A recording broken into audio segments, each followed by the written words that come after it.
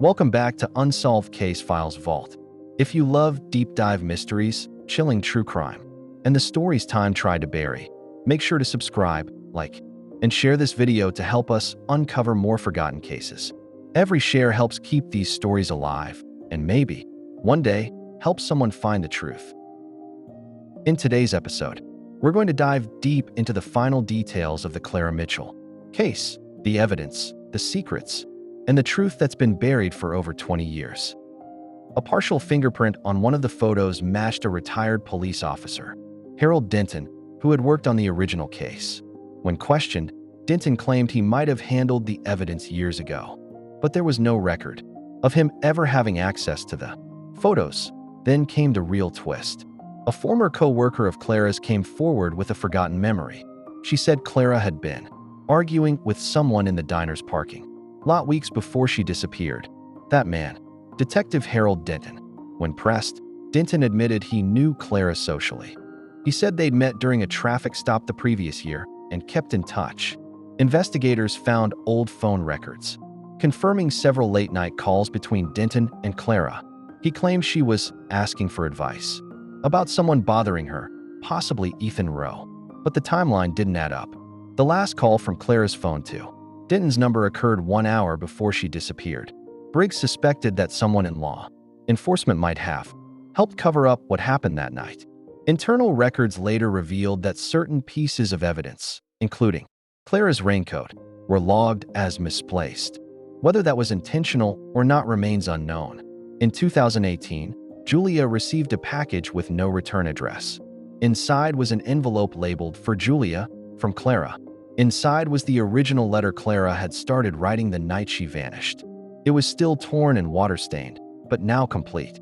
The missing sentence read, "I think I finally understand what he meant when he said the truth is under the bridge." Attached was a pressed feather from a crow, a symbol Clara often used in her photography to represent warnings. Julia took the letter to Detective Briggs.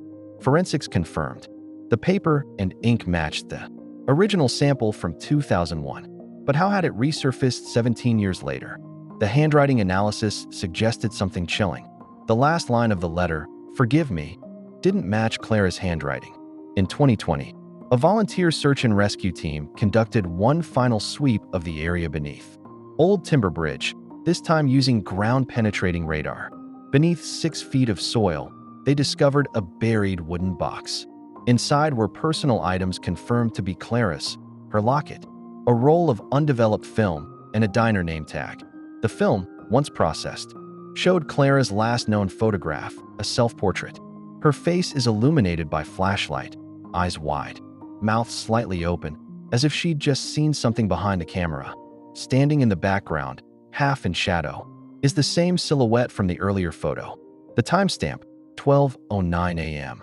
Police still won't say whether that photo has been enhanced or whether they've identified the man. The official report lists Clara Mitchell as missing, presumed dead. It's been over 20 years since that night. The bridge has been rebuilt, the diner repainted, and most of the old police files now sit in archives. But in Maple Creek, the name Clara Mitchell still lingers like fog over the river. Some say she ran away. Some believe she was silenced because she discovered something she shouldn't have. And others, those who knew her best, believe she's still there, somewhere beneath that bridge, waiting for the truth to surface. Detective Briggs once said, "Time doesn't erase evidence. It only buries it, and sometimes it buries guilt with it." Every year, thousands of missing person cases fade into silence. Files get lost, memories fade, but somewhere, in some dusty box marked unsolved, the truth still waits. Maybe buried, maybe forgotten, but never gone. If you have any information about the disappearance of Clara Mitchell, contact the Maple Creek Sheriff's Office or submit an anonymous tip through the Cold Case Bureau. And remember, sometimes what's buried by time was meant to stay hidden.